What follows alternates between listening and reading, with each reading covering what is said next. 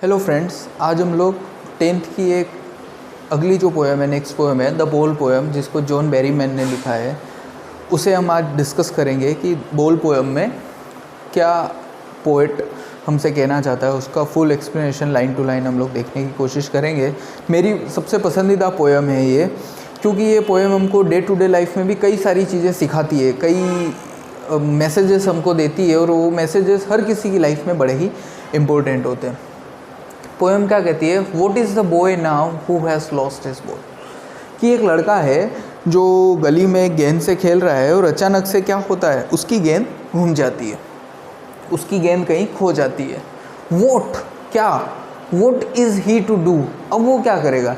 एक लड़का उस गेंद से खेल रहा है, उसको दीवार पे मार रहा है और बाउंसिंग बैक करती हुई वो गेंद उसके पास आ रही है। वो बड़ा खुश है और वो गेंद अचानक से जब खो जाती है तो अब वो क्या करेगा। I saw it go merrily bouncing. Merrily मतलब क्या है, खुशी। कि मैंने देखा कि वो गेंद खुशी से इधर उधर जंप करती हुई जा रही थी डाउन द स्ट्रीट, गली से पार। एंड देन मेरीली ओवर, और अचानक खुशी खुशी में क्या, उसकी खुशी क्या हो गई, ख़त्म।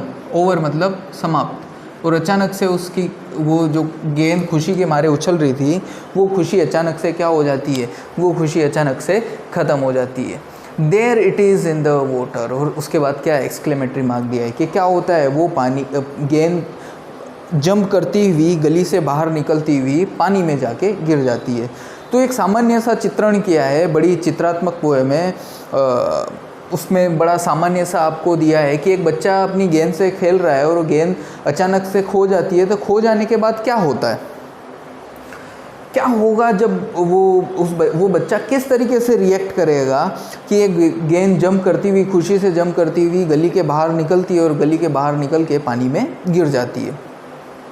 अब इसको आप जब खुद इमेजिन करेंगे तब आपको पता चलेगा कि एक बच्चा जब अपने खिलौने के साथ खेलता है और वो खिलौना जब खो जाता है अचानक से, तो खो जाने के बाद उसको जो एहसास होता है, वो एहसास कैसा होता है, उस एहसास को कवि अपने शब्दों के माध्यम से यहाँ बताने की कोशिश कर रहा है।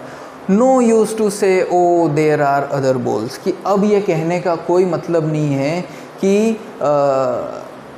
और भी कई सारी गेंदें हैं, या उसको खिलौना है उसको ये कहने का कि कोई बात नहीं, ये गेंद चली गई तो चले जाने दे, तू दूसरी गेंद से खेल लेना। An ultimate shaking grief fixes the boy. Grief का मतलब क्या है, दुख। शेकिंग मतलब हिला देना। उस दुख ने, उस गेंद के खो जाने के दुख ने उसको, उस बच्चे को क्या कर दिया है, पूरी तरीके से हिला के रख दिया है। As he stand rigid. Rigid का मतलब क्या है, रिजिड का मतलब होगा आपका जिद्दीपन से। वो जिद्दीपन से वहीं पे क्या है, खड़ा हुआ है। ट्रेम्बलिंग, कांपता हुआ। स्टेरिंग डाउन, घूरना। वो बच्चा ये बात को मानने को तैयार नहीं है कि उसकी बॉल क्या हो चुकी है, खो चुकी है, उसकी बॉल जा चुकी है। और इसलिए वो वहाँ पे क्या है, जिद्दीपन से खड़ा हुआ है, ट्रेम्बलिंग, काँप रहा है, स्टेरिंग डाउन, घूर रहा है। कहाँ, all his young days into the harbour where his ball went. Harbour का मतलब बंदरगाह। कि वो बंदरगाह के किनारे खेल रहा था और खेलते हुए उसकी गेंद चली जाती है। तो वो क्या विचार कर रहा है, यहाँ पे उसके जो थॉट है, थॉट प्रोसेस है, उसको डिस्क्राइब किया है। क्या डिस्क्राइब किया है कि वो उस जिद्दीपन से खड़ा हुआ है और खड़े जब है वो वहाँ पे, तो वो काँप रहा है दुख के कारण। उसको दुख ने घेर लिया है, पूरे दुख ने उसको हिला के रख दिया है, और वो घूर रहा है उस बंदरगाह में कि जहाँ पे उसकी गेंद चली गई है। और क्या विचार कर रहा है, उसके जो ऑल हिज यंग डेज, उसकी जो मेमोरीज़ है, उस गेंद के साथ उसका जो लगाव था, वो लगाव सारा जो है, जो सारी उसकी यादें हैं, वो यादें कहाँ चली गई है, बंदरगाह के अंदर जा चुकी है, बंदरगाह के अंदर समा चुकी है। हम लोगों ने फर्स्ट पार्ट में 2 स्टेंजास को डिस्कस किया था कि एक बच्चे की गेंद किस तरीके से पानी में जाके गिर जाती है और वो किस तरीके से दुख से भर जाता है। अब हम लोग अगले 2 स्टेंजास में देखेंगे कि पोएट हमको क्या बताना चाहता है, क्या कहना चाहता है। I would not intrude on. Intrude का मतलब क्या हो गया, डिस्टर्ब।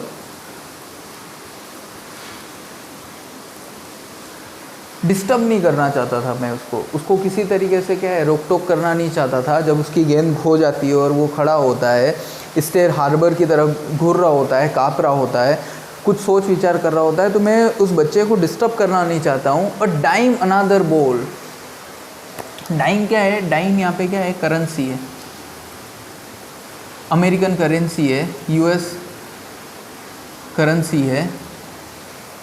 इस वर्थलेस, वर्थलेस का मतलब क्या है, अयोग्य, कि मैं उसको कुछ पैसे दे दूँ, डाइम, मैं उसको कुछ पैसा दे दूँ कि बेटा नई गेंद ले लेना, वो क्या है, अयोग्य है, बेकार है, उसका कोई मतलब नहीं है। Now he senses first responsibility in a world of possession. Responsibility का मतलब क्या है, जिम्मेदारी।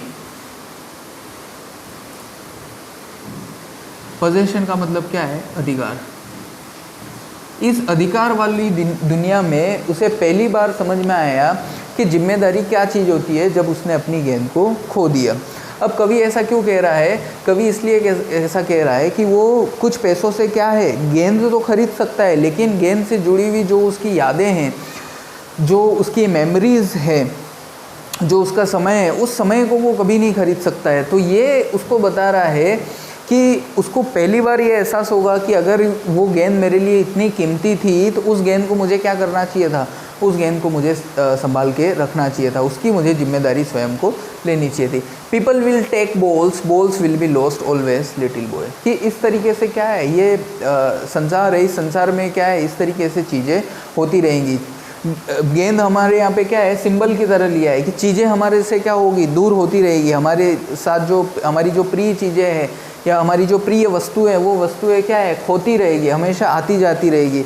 हमें क्या करना पड़ेगा, हमें सीखना पड़ेगा जिम्मेदार होना, कि जिम्मेदारी के साथ हमारी प्रिय चीज़ों को हम लोग संभाल के रखें, उनका हम लोग ध्यान रखें। लास्ट स्टेंजा में क्या कह रहा है, बड़ा ही खूबसूरत स्टेंजा है, प्लस बड़ा ही इंपॉर्टेंट स्टेंजा है बोर्ड एग्ज़ाम के मद्देनज़र। ही इज़ लर्निंग, वो क्या कर रहा है, सीख रहा है। पहली बार उसके साथ जब ये इंसिडेंट होता है, घटनाक्रम होता है, तो वो सीख रहा है। Well behind is desperate eyes, निराश आंखों से वो देखता हुआ, उस निराशा में क्या है, उसको एक ज्ञान है, द एपिस्टोमोलॉजी, ज्ञान, क्या ज्ञान है, ऑफ लॉस, कि जब कोई चीज़ हमसे खो जाती है तो उसके खोने के बाद जो उसका ज्ञान होता है, जो एहसास होता है, वो एहसास उसको पहली बार हो रहा है, वो ज्ञान उसको पहली बार मिल रहा है। हाउ टू स्टैंड अप, कि किस तरीके से उस कमी से या वो जो चीज़ खो गई है, उसका जो दुख है, उस दुख से किस तरीके से बाहर निकला जाए या इस दुख से किस तरीके से उभरा जाए, उसका ज्ञान उसको क्या होता है, पहली बार होता है। Knowing what every man must one day know, कि उसको इस बात का एहसास होता है जो इस दुनिया में आने वाले हर इंसान को होता है। क्यों? क्योंकि इमॉर्टल्स हैं हम लोग, सब क्या है, नश्वर है। यहाँ पे हमारी सारी चीज़ें, इस दुनिया में जो भी चीज़ बनी है उस चीज़ को हमको खोना है। कोई प्रिय चीज़ हमारी है वो हमेशा हमारे साथ नहीं रहनी है, सबको क्या होना है, यहाँ से विदा लेना है।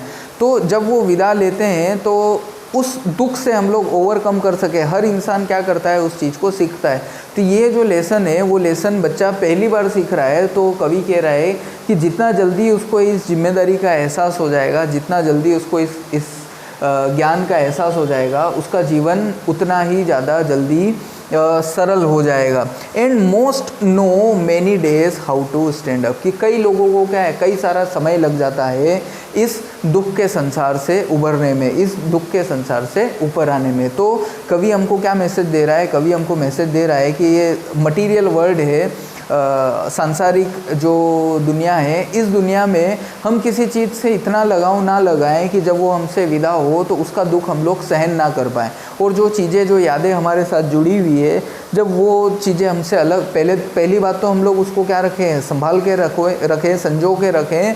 और जब वो हमसे दूर चली जाए तो उनको हम लोग दिल पे लगा के और ऐसे ना बैठ जाएं कि सारा संसार ही ख़त्म हो गया है। उससे हम लोग बहुत जल्दी निराशा से, हताशा से बाहर निकले और नए सिरे से फिर से जीवन की शुरुआत करें।